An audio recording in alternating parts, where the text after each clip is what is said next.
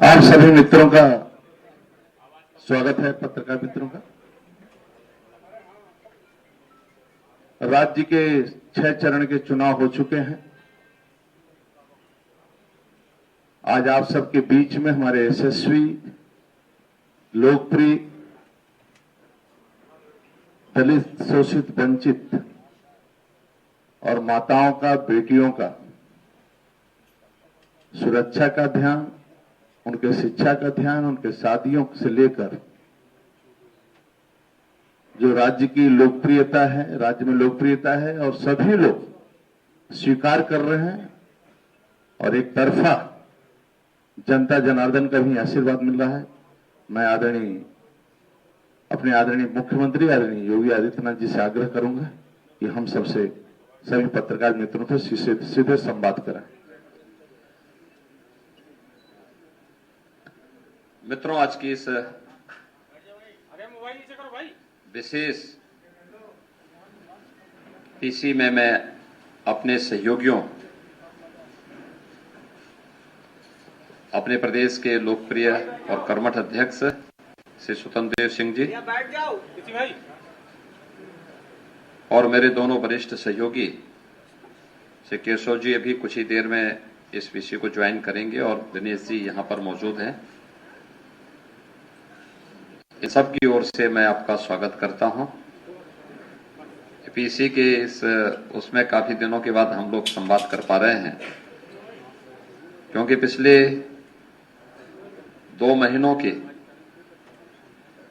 एक मैराथन दौड़ के बाद देश के सबसे बड़े राज्य के चुनाव प्रक्रिया को, चुनाव प्रचार के कार्यक्रम को शांतिपूर्ण तरीके से समारोह करने के उपरांत हम लोग आए हैं और इसीलिए इन सब पर आपसे चर्चा की जाए, इसीलिए यह विशेष हम लोगों ने पीसी यहां पर बुलाई है। उत्तर प्रदेश में 2017 में जो आदरणीय प्रधानमंत्री जी के मार्गदर्शन में भारतीय जनता पार्टी ने उस समय के राष्ट्रीय अध्यक्ष माननीय अमित शाह जी के नेतृत्व में जो लोक कल्याण संकल्प पत्र जारी किया था, उसमें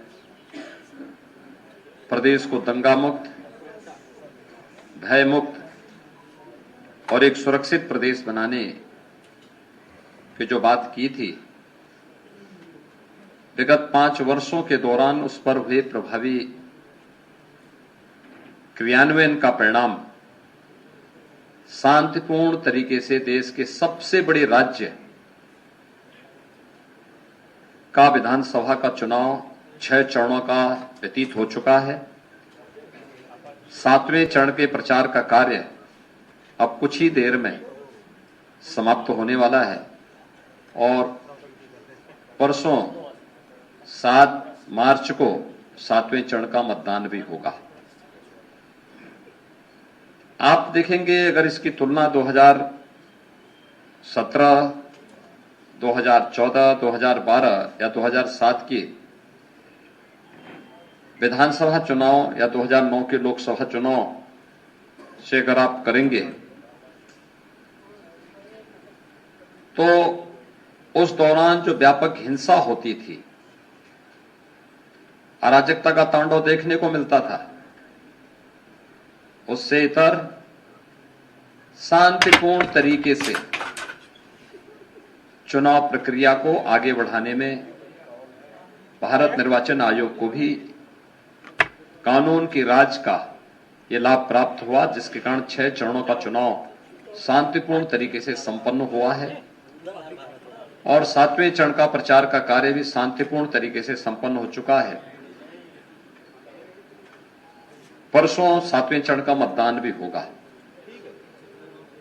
उत्तर प्रदेश जैसे राज्य में शांतिपूर्ण तरीके से चुनाव हो, यह अपने आप में कौतूहल और आश्चर्य का विषय हो सकता है बहुत सारे लोगों के लिए, लेकिन भारतीय जनता पार्टी की डबल इंजन सरकार ने इसे वास्तविक हकीकत में बदलने का काम भी किया है। 5 वर्ष की डबल इंजन सरकार की उपलब्धियों में से ये भी एक आता है। मित्रों, पूरे प्रचार के दौरान प्रदेश के अंदर सभी 75 जनपदों में हमें जाने का अवसर प्राप्त हुआ और पिछले 2 महीनों के दौरान मैं इस बात को कह सकता हूं कि Bharatiya Janata party double engine सरकार ने जो कहा सो करके दिखाया था और जनमानस में जो अपार विश्वास है, सबका साथ, सबका विकास, सबका विश्वास और सबके प्रयास का, वह विधानसभा चुनाव प्रचार के दौरान भी प्रतिफलित होता हुआ दिखाई दिया है।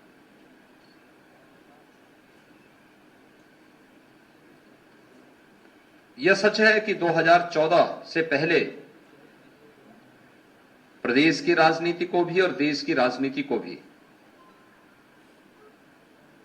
कांग्रेस और अन्य क्षेत्रीय दलों ने जाति, मत, मजहब, क्षेत्र, भाषा और तमाम अन्य बातों के आधार पर विभाजित कर दिया था और इस उधेड़बुन में मूल बिंदुओं पर ध्यान नहीं जा पाता था।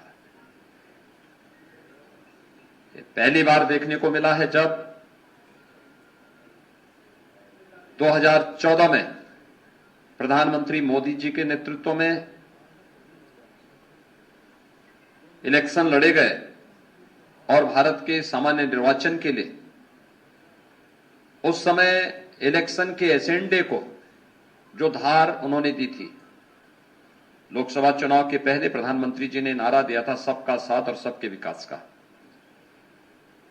लोगों को लगता था कि ये वास्तव में क्या है, लेकिन जब 2014 में सरकार बनी और सरकार ने अपने बिंदुओं को फोकस किया, देश की आंतरिक और बाह्य सुरक्षा को लेकर, देश की आस्था के सम्मान को लेकर, देश की इंफ्रास्ट्रक्चर डेवलपमेंट को लेकर के और गरीब कल्याणकारी योजनाओं का लाभ बिना भेदभाव के प्रत्येक नागरिक तक पहुंचाने का,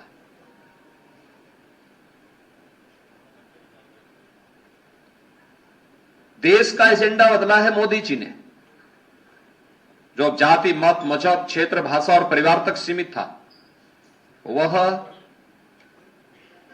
प्रधानमंत्री मोदी जी ने गांव, गरीब, किसान, नौजवान, महिलाएं और समाज के उन सभी उपेक्षित, दबे कुचले तबकों तक पहुंचाने का काम किया जो आजादी के बाद शासन की योजनाओं से वंचित थे, जो विकास की प्रक्रिया में पिछड़ गए थे और जिन्हें सरकार के सहयोग और सहारे की आवश्यकता थी, उन सबको ये संबल देने का काम प्रधानमंत्री मोदी जी के नेतृत्व में हुआ।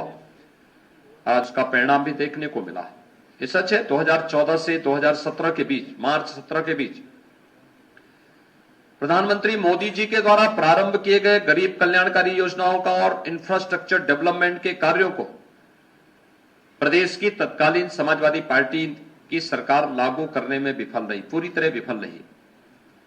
लेकिन जब मार्च 2017 में भारतीय जनता पार्टी की सरकार प्रदेश में पदारूढ़ होती है, तो उस समय हम लोगों ने आकर के केंद्र सरकार की उन सभी योजनाओं को प्रदेश में लागू किया जो प्रदेश के 25 करोड़ लोगों के जीवन में व्यापक परिवर्तन का कारक बन सकती थी। याद करिए, हम लोग जब आए थे, हमारी सरकार ने पहले 3 फैसले लिए थे।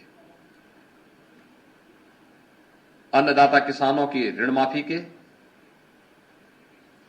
जिसमें 86 लाख किसानों का 36,000 करोड़ रुपए का कर्ज माफी का कार्यक्रम हुआ था। ट्रांसपेरेंस तरीके से पूरे देश के अंदर अपने आप में एक उदाहरण था। टेक्नोलॉजी का उपयोग करते हुए कैसे किसानों के जीवन में परिवर्तन लाया जा सकता है, यह कार्य किया गया। प्रदेश के अंदर अवैध बूचड़खानों को बंद किया गया और बेटियों की सुरक्षा के लिए एंटी रोमियो स्क्वाड का गठन करके हर थाना क्षेत्र में इसको सक्रिय किया गया।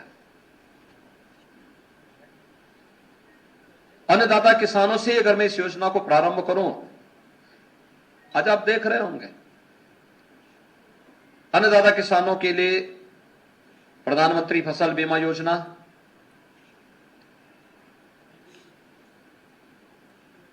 एमएसपी की घोषणा 1967 में हुई, लेकिन वास्तविक रूप से अन्नदाता किसानों को उनकी उपज का 1.5 गुना दाम मिल जाए, यह प्रधानमंत्री मोदी जी ने 2017-18 में लागू कराया।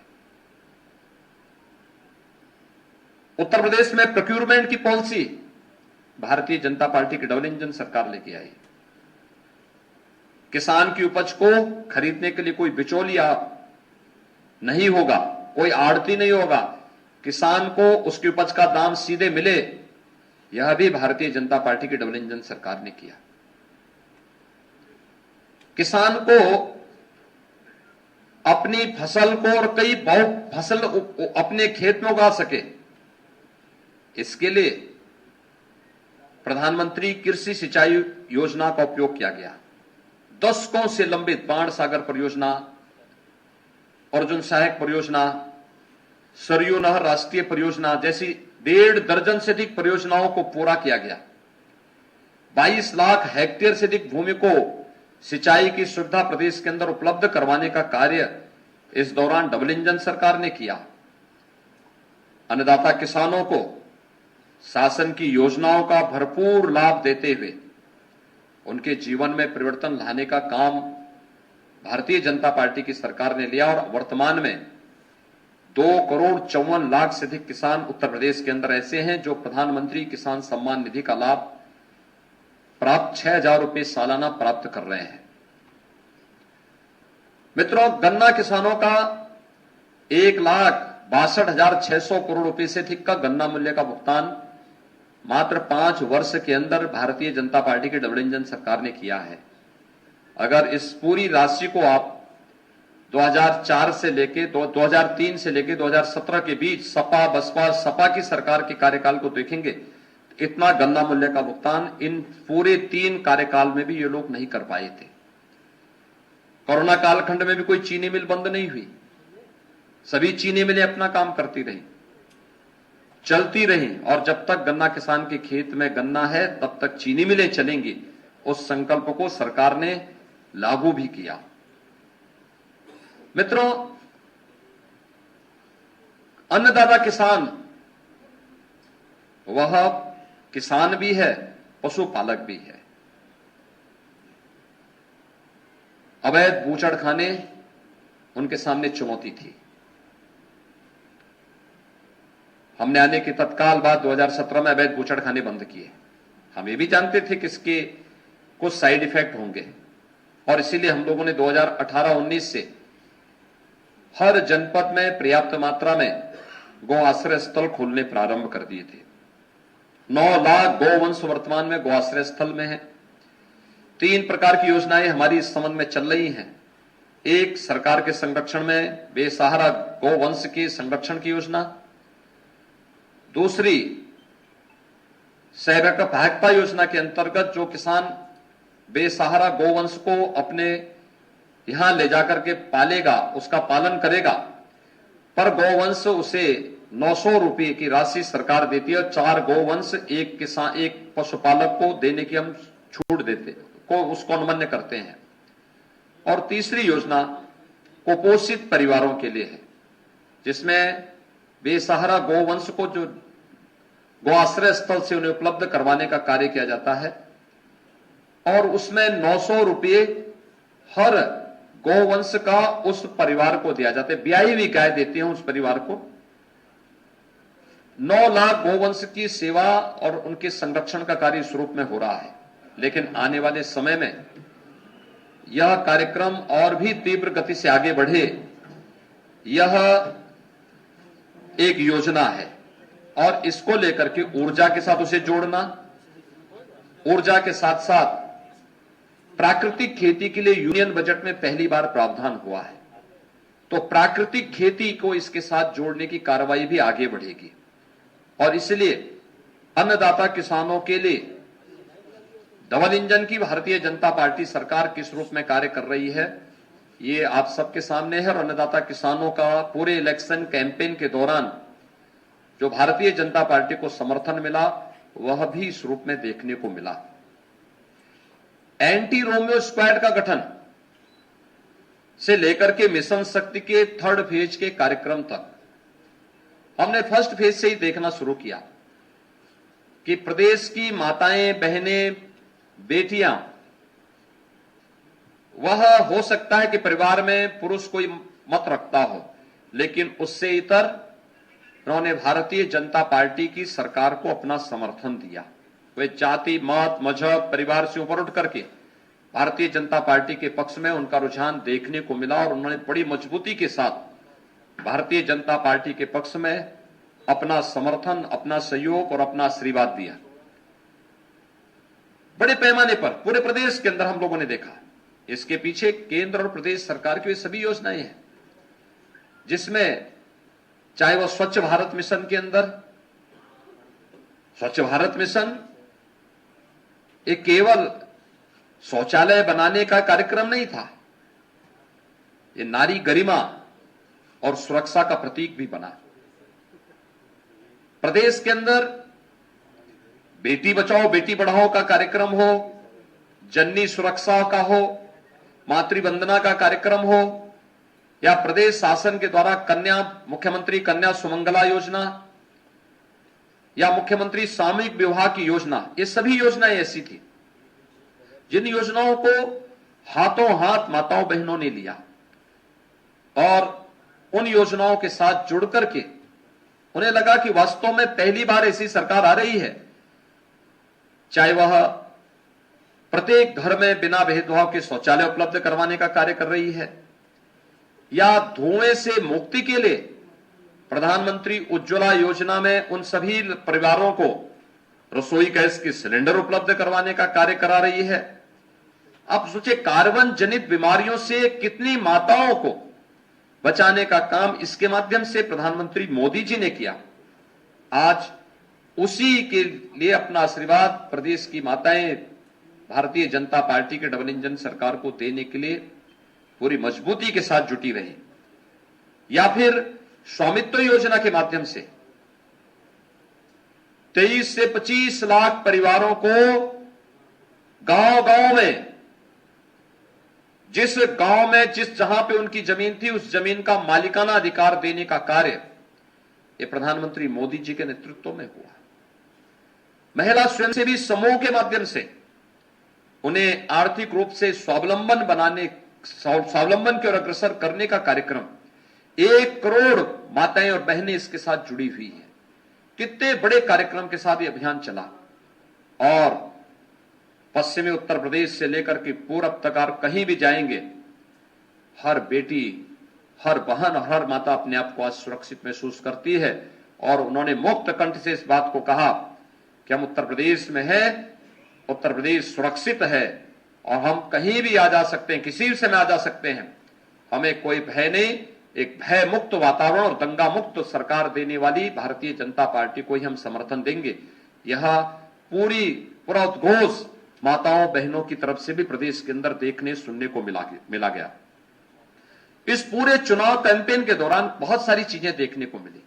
खासतौर पर उत्तर प्रदेश के अंदर प्रधानमंत्री आवास योजना और मुख्यमंत्री आवास योजना का लाभ कैसे गरीबों को मिला और कैसे परिवारों को आर्थिक स्वावलंबन की ओर उसने अग्रसर किया।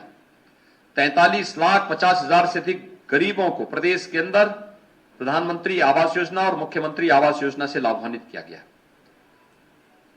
जबकि पिछली समाजवादी पार्टी सरकार में मात्र 18,000 लोगों के लिए मकान सैंक्शन हुए थे, मिला किसी को नहीं था। कागजों में, फाइल में सैंक्शन जरूर हुए थे। 5 साल में 18,000 समाजवादी पार्टी की सरकार में और भारतीय जनता पार्टी की डबल इंजन सरकार में 43,50,000 से अधिक गरीबों को मिला है। यानी 43,50,000 वह गरीब आर्थिक शासन की योजनाओं से जुड़ के, केवल आवास नहीं बना, आवास बनने के साथ ही विद्युत का कनेक्शन सौभाग्य योजना में फ्री में मिलता है। 1,43,00,000 ऐसे परिवारों को विद्युत के कनेक्शन दिए गए जिन्होंने आजादी के बाद कभी बिजली के दर्शन नहीं किए थे। उन परिवारों में इसके लिए 1,21,000 मजदूरों तक विद्युतीकरण का काम करना पड़ा था। 2,61,00,000 गरीबों को एक एक शौचालय उपलब्ध करवाने का काम भी हुआ। 1,25,00,000 से अधिक परिवारों को राशन कार्ड उपलब्ध करवाने के कार्य हुए थे। यानी ये जो कार्य प्रारंभ हुए, इनको बनाया गया, इनको एक एक तक डबल इंजन की सरकार ने कार्य किया। आज उसका परिणाम भी गरीब कल्याणकारी योजनाओं के माध्यम से हर घर बिजली, हर घर नल, हर घर शौचालय, हर घर राशन कार्ड, इन सभी योजनाओं के माध्यम से भी देखने को मिल रहा। गरीब कल्याणकारी योजनाओं हो या फिर इंफ्रास्ट्रक्चर डेवलपमेंट के कार्य। मित्रों, ये वही प्रदेश है जिसमें 70 वर्षों में केवल 1.5 एक्सप्रेसवे बन पाया था। आज इसी प्रदेश में, इसी उत्तर प्रदेश में 7 नए एक्सप्रेसवे या तो बन चुके हैं या बन रहे हैं। पूर्वांचल एक्सप्रेसवे आदरणीय प्रधानमंत्री जी के कर कमलों से राष्ट्र को समर्पित हो चुका है। बुंदेलखंड एक्सप्रेसवे अपने निर्माण की प्रक्रिया के अंतिम चरण में है। गोरखपुर लिंक एक्सप्रेसवे युद्ध स्तर पर कार्य चल रहा है। दिल्ली मेरठ एक्सप्रेसवे राष्ट्र को समर्पित हो चुका है। गंगा एक्सप्रेसवे पे कार्य युद्ध स्तर पर आगे बढ़ रहा है। बलिया लिंक एक्सप्रेसवे जमीन अधिग्रहण की कार्रवाई चल रही है। कानपुर लखनऊ ग्रीनफील्ड एक्सप्रेसवे, इस पर भी कार्य आगे बढ़ रहा है। गोरखपुर सिलीगुड़ी एक्सप्रेसवे और वाराणसी कोलकाता एक्सप्रेसवे, इस पर भी भारत सरकार के स्तर पर युद्ध स्तर पर कार्य चल रहा है। इंटर स्टेट कनेक्टिविटी, याद करिए 2017 तक ये वही उत्तर प्रदेश था जिसके बारे में लोग 2-3 पहचान के रूप में कहते थे। एक, जहां दंगा हो, अराजकता हो, अव्यवस्था हो, गुंडागिर्दी हो। दूसरा, किसी भी जगह से आप आए, किसी देश से, किसी राज्य से उत्तर प्रदेश में प्रवेश करें तो जहां से सड़कें टूटी हुई हो,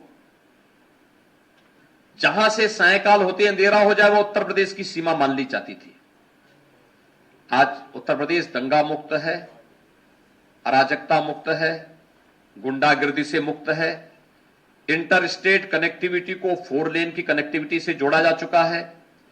उत्तर प्रदेश के किसी भी गांव में, लगभग 1 लाख गांव उत्तर प्रदेश के अंदर हैं, इन सभी 1 लाख गांवों तक विद्युत अनवरत, यानी सबको बिजली, पर्याप्त बिजली के लक्ष्य को प्राप्त किया जा चुका है।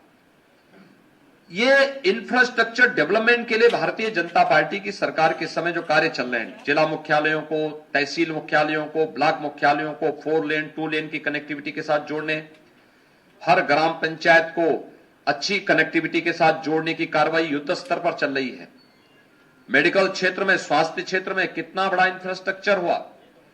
1947 से 2017 तक 70 वर्षों में मात्र 12 मेडिकल कॉलेज बने थे और 5 वर्ष में भारतीय जनता पार्टी की डबल इंजन सरकार ने 2 एम्स और 33 नए मेडिकल कॉलेज उत्तर प्रदेश की जनता को दिए और आज उत्तर प्रदेश एक जनपद एक मेडिकल कॉलेज बनाने की ओर अग्रसर हुआ है।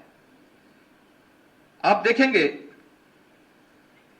पूर्वी उत्तर प्रदेश में, जहां पर 7वें चरण में चुनाव होना है, सोनभद्र में मेडिकल कॉलेज का निर्माण हो रहा है। मिर्जापुर में मेडिकल कॉलेज इस सत्र में प्रारंभ हो चुका है। चंदौली में मेडिकल कॉलेज कार्य प्रारंभ हो चुका है।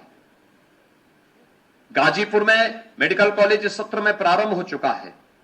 जौनपुर में इस सत्र में मेडिकल कॉलेज प्रारंभ हो चुका है। भदोई मेडिकल कॉलेज बनाने की प्रक्रिया आगे बढ़ रही है। वाराणसी में एम्स के समकक्ष चिकित्सा संस्थान का निर्माण हो रहा है। अत्याधुनिक कैंसर संस्थान का शुभारंभ प्रधानमंत्री जी के करकमलों से वहां शुभारंभ हो चुका है। जौनपुर मेडिकल कॉलेज प्रारंभ हो चुका है। आजमगढ़ मेडिकल कॉलेज पहले से कार्य कर रहा है। मऊ में मेडिकल कॉलेज की प्रक्रिया आगे बढ़ रही है। यानी इन जनपदों में मेडिकल इंफ्रास्ट्रक्चर किस रूप में विकसित किया गया, जब हम लोग 2017 में आए थे, प्रदेश के अंदर उस समय 46 ऐसे जिले थे जहां पर कोई भी आईसीयू की सुविधा नहीं थी। 75 जनपदों में एक भी जनपद में लाइफ सपोर्ट एम्बुलेंसेस नहीं थी। आज उत्तर प्रदेश के हर जनपद में 75 के 75 जनपदों में 3 से लेकर के 7 लाइफ सपोर्ट एम्बुलेंस हर जनपद में खड़ी मौजूद मिलेगी। 46 जनपद थे जहां आईसीयू की कोई भी सुविधा नहीं थी। आज प्रदेश के सभी 75 जनपदों में सुविधा मिलेगी और कोरोना प्रबंधन आदरणीय प्रधानमंत्री जी के मार्गदर्शन और नेतृत्व में पूरे देश के अंदर इस कोरोना प्रबंधन को सबने देखा है। सीएफआर सबसे कम, रिकवरी सबसे बेहतर, पॉजिटिविटी रेट को एकदम नियंत्रित किया गया। आज उत्तर प्रदेश कोरोना प्रबंधन का एक मॉडल बना। थर्ड वेव कब आई कब गई कोई पता नहीं। हम लोग प्रदेश के अंदर 29 करोड़ वैक्सीन की डोजेस दे चुके हैं, 10.5 करोड़ कोविड टेस्ट करवा चुके हैं। यानी ये सभी देश के अंदर सबसे ज्यादा है, किसी भी राज्य से ज्यादा है। और कोविड कालखंड के दौरान फ्री में टेस्ट, फ्री में उपचार, फ्री में वैक्सीन और सबको वैक्सीन के साथ ही हर गरीब को कोरोना कालखंड के अंदर हर महीने 2 बार डबल डोज राशन की सुविधा उपलब्ध कराने का काम भी भारतीय जनता पार्टी की डबल इंजन सरकार ने किया। किसी भी महामारी का अब तक का इतिहास रहा है। आप 1000 वर्षों के एक महामारी के इतिहास को उठा करके देखेंगे, बीमारी से जितनी मौतें नहीं होती थी उससे कई गुना मौतें होती थी भूखमरी से। आज मैं कह सकता हूं कि हमारे उत्तर प्रदेश में भूख से कोई मौत नहीं होती। यह वही उत्तर प्रदेश है जहां 2016 में और जनवरी 17 में भूख से मौत के कई प्रकरण सामने आए थे। आज सबको राशन और प्रत्येक को राशन कार्ड हर एक उस परिवार को उपलब्ध कराया गया है। पर्याप्त मात्रा में 15 करोड़ लोगों को महीने में 2 बार राशन की सुविधा उपलब्ध करवाने का कार्य भारतीय जनता पार्टी की डबल इंजन सरकार कर रही है। मित्रों, कोरोना कालखंड में प्रवासी कामगार और श्रमिकों के लिए, निवासी कामगार और श्रमिकों के लिए कैसी व्यवस्था होनी चाहिए, उत्तर प्रदेश के मॉडल को सबने स्वीकारा है। और उस समय स्किल मैपिंग हो, उन्हें रोजगार के साथ जोड़ना हो, प्रदेश के अंदर ये सभी कार्यक्रम बहुत अच्छे ढंग से हुए। प्रदेश के अंदर युवाओं के बारे में जो कार्यक्रम हुए, यहां पर शिक्षा के क्षेत्र में जो अभूतपूर्व कार्य हुए, बेसिक शिक्षा के क्षेत्र में, माध्यमिक शिक्षा, उच्च शिक्षा, तकनीकी शिक्षा, वोकेशनल शिक्षा, ये सभी पे जो अभी अद्भुत कार्य हुए हैं, हर एक कोर्स इसकी सराहना हो रही है। उत्तर प्रदेश में नकल विहीन परीक्षा हो सके, ये कल्पना थी, आज हो रही है। 8 नए विश्वविद्यालय बनाए जा रहे हैं। ये किसी भी सरकार के कार्यकाल में सर्वाधिक राजकीय विश्वविद्यालय हैं। महाराज सुहेलदेव के नाम पे आजमगढ़ में विश्वविद्यालय का निर्माण हो रहा है। अलीगढ़ में राजा महेंद्र प्रताप सिंह जी के नाम पे विश्वविद्यालय की स्थापना का कार्य चल रहा है। सहारनपुर में मां शाकंभरी के नाम पर विश्वविद्यालय के निर्माण की कार्रवाई युद्ध स्तर पर आगे बढ़ रही है। प्रयागराज में डॉक्टर राजेंद्र प्रसाद जी के नाम पे लॉ यूनिवर्सिटी का निर्माण हो रहा है। लखनऊ में सरदेव अटल जी के नाम पर मेडिकल यूनिवर्सिटी का निर्माण हो रहा है। गोरखपुर में महायोगी गुरु गोरखनाथ के नाम पर आयुष विश्वविद्यालय का निर्माण हो रहा है।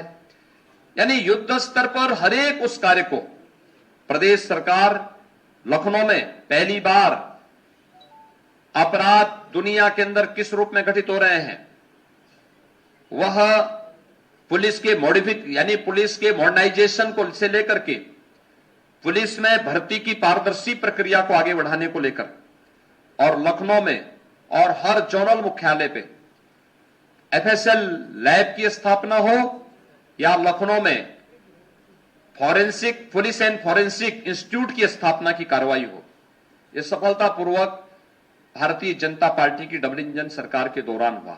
5 लाख नौजवानों को सरकारी नौकरी उपलब्ध कराई गई। इस दौरान 2 करोड़ से अधिक नौजवानों को रोजगार, नौकरी और स्वतः रोजगार के साथ जोड़ने में भी भारतीय जनता पार्टी की डबल इंजन सरकार को अवसर मिला। हर गांव में बैंकिंग कॉरेस्पॉन्डेंट सखी, हर गांव में रोजगार सहायक की तैनाती, ये प्रदेश के अंदर युद्ध स्तर पर इन सभी कार्यक्रमों को आगे बढ़ाने का काम हुआ। इंफ्रास्ट्रक्चर डेवलपमेंट के साथ ही सुरक्षा का जो बेहतर माहौल प्रदेश के अंदर भारतीय जनता पार्टी की डबल इंजन सरकार ने दिया, आज उसके परिणाम भी हम सबके सामने हैं और हम लोग इसको देख सकते हैं कि इसका परिणाम प्रदेश में व्यापक निवेश के रूप में हुआ। लगभग 3,66,000 करोड़ रुपए से अधिक का निवेश प्रदेश के अंदर इन 5 वर्षों के अंदर हुआ। खासतौर पर 2 वर्ष तो कोविड प्रबंधन में हमारे बीते, लेकिन उस सब के बावजूद बिना रुके, बिना थके, बिना डिगे और बिना झुके सरकार अपने कार्यक्रमों को निरंतर आगे बढ़ाती रही और आज उसका परिणाम हमें देखने को मिला। व्यापक रोजगार का सृजन हुआ। परंपरागत हस्तशिल्पियों को आगे बढ़ाने के लिए विश्वकर्मा श्रम सम्मान के माध्यम से, परंपरागत उद्यम को बढ़ावा देने के लिए एक जनपद एक उत्पाद, 1 डिस्ट्रिक्ट 1 प्रोडक्ट की कार्य योजना को आगे बढ़ा करके श्रमिकों के लिए अटल आवास, उनके बच्चों के लिए अटल आवासीय विद्यालय में अत्याधुनिक शिक्षा की व्यवस्था के लिए प्रदेश के 3 करोड़ से अधिक श्रमिकों को सामाजिक सुरक्षा और 5 लाख रुपए की उन्हें आयुष्मान भारत और मुख्यमंत्री जन आरोग्य योजना में स्वास्थ्य बीमा का कवर उपलब्ध कराने का कार्य Bharatiya Janata party double engine सरकार ने प्रदेश के अंदर किया।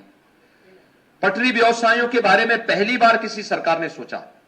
लगभग 8 करोड़ पटरी व्यवसायी प्रधानमंत्री स्वनिधि योजना के साथ जुड़े और उन्हें इंटरेस्ट फ्री लोन 10,000 का लोन देने की व्यवस्था उपलब्ध कराई गई और उनके जीवन में व्यापक परिवर्तन लाने का कार्य इनके माध्यम से किया गया।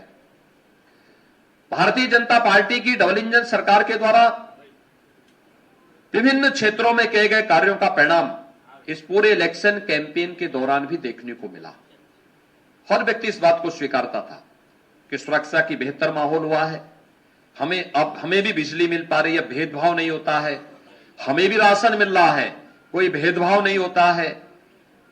हर एक व्यक्ति इस बात को स्वीकार करता था कि बिना चेहरा देखे हुए सरकार अपनी योजनाओं का लाभ हर एक गांव, हर गरीब, हर किसान, हर नौजवान तक दे रही है और हर एक व्यक्ति के मुंह पे एक ही आवाज थी कि प्रधानमंत्री मोदी जी का यह मंत्र सार्थक हुआ कि सबका साथ, सबका विकास, सबका विश्वास और सबका प्रयास। आस्था को व्यापक सम्मान दिया गया।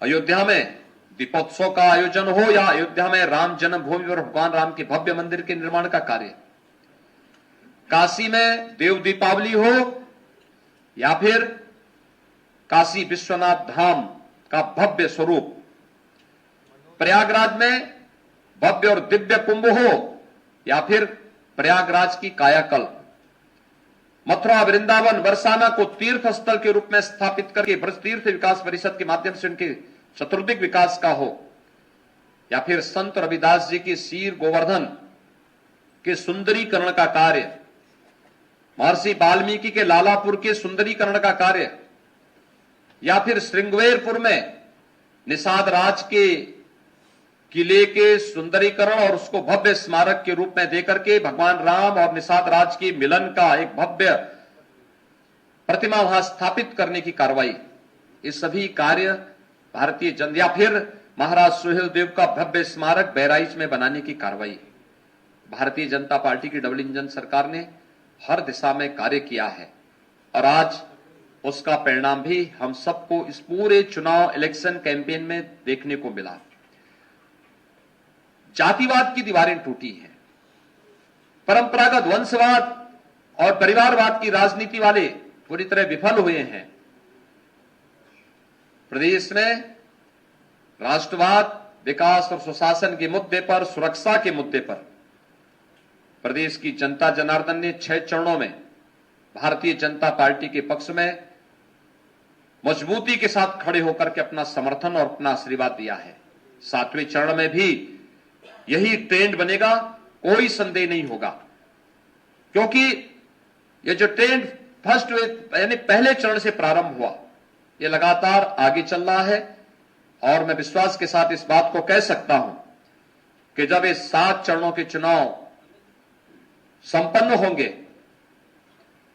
10 मार्च को परिणाम आएगा, आप एक बार फिर देखेंगे 80% सीटें भारतीय जनता पार्टी अपने सहयोगियों के साथ विजयी बना करके प्रचंड बहुमत की सरकार प्रदेश के अंदर बनाएगी और 20% में विपक्ष आपस में बंटवारा करेगा। विपक्ष के पास कोई मुद्दा इस चुनाव में नहीं था। वे लोग महापुरुषों का अपमान करते थे। जब हम राष्ट्र नायक लौह पुरुष सरदार वल्लभ भाई पटेल का सम्मान दिवस मना रहे थे राष्ट्रीय एकता दिवस के रूप में, तो विपक्ष जिन्ना का गुणगान कर रहा था। जब हम लोग अपने युवाओं को टैबलेट स्मार्टफोन दे रहे थे, 1 करोड़ युवाओं को टैबलेट स्मार्टफोन दे रहे थे, तब विपक्ष पाकिस्तान का गुणगान गा रहा था। और इसलिए मित्रों, जनता जान चुकी है कि विपक्ष की संवेदना विकास के लिए नहीं, अन्नदाता किसान के प्रति नहीं, अपने ऊर्जावान नौजवानों के प्रति नहीं, माता और बहनों और बेटियों की सुरक्षा के लिए नहीं, प्रदेश के समग्र विकास के लिए नहीं, उनकी संवेदना पेशेवर माफिया और अपराधियों के लिए है। उनकी संवेदना आतंकवादियों के प्रति है और उन्होंने समय समय पर यह भी करके दिखाया है। लेकिन अब जनता उनको कभी मौका नहीं देगी, उत्तर प्रदेश की जनता कभी मौका नहीं देने वाली है। यह संकल्प आगे बढ़ रहा है और हम विश्वास के साथ कह सकते हैं कि इन 2 महीनों के इस पूरे इलेक्शन कैंपेन में ये उत्साह और ये समर्थन या आशीर्वाद हम लोगों को हर एक विधानसभा क्षेत्र में, हर एक जनपद में और प्रदेश के चारों ओर देखने को मिला है। चाहे वह पश्चिमी उत्तर प्रदेश रहा हो, मध्य का रहा हो, बुंदेलखंड हो, अवध हो, पूर्वांचल हो, हर एक जगह यह व्यापक समर्थन और सहयोग हमें प्राप्त हुआ है। बिंदु क्षेत्र में या बुंदेलखंड क्षेत्र में हर घर नल योजना वहां पर साकार हुई है। जो लोग सूखे की मार झेलते थे, आज उनके खेतों को पानी मिल रहा है, उनको घर में विशुद्ध पानी मिल रहा है, पेयजल के लिए उन्हें जल उपलब्ध है। ये सभी कार्रवाई हो रही है और मैं विश्वास के साथ कह सकता हूं कि भारतीय जनता पार्टी प्रधानमंत्री मोदी जी के नेतृत्व और उनके मार्गदर्शन में 10 मार्च को फिर से डबल इंजन की सरकार प्रदेश में पदारूढ़ होगी और प्रचंड बहुमत के साथ भारतीय जनता पार्टी सरकार बनाने में सफल होगी। मुझे यही आप सबसे कहना था इस पूरे चुनाव कैंपेन के बारे में। लेकिन तो सबसे बड़ी बात है कि 6 चरणों के चुनाव शांतिपूर्ण तरीके से हुए हैं। ये प्रदेश सरकार के द्वारा बनाई गई कानून का राज, उसका एक उदाहरण है। आप सबका एक बार फिर से धन्यवाद, अभिनंदन, बहुत बहुत धन्यवाद जी।